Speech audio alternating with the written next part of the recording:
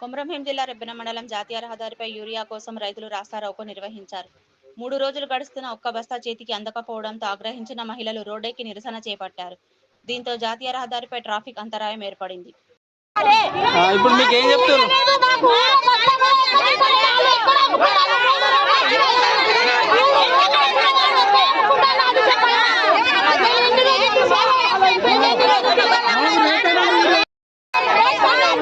ఎన్ని రోజులు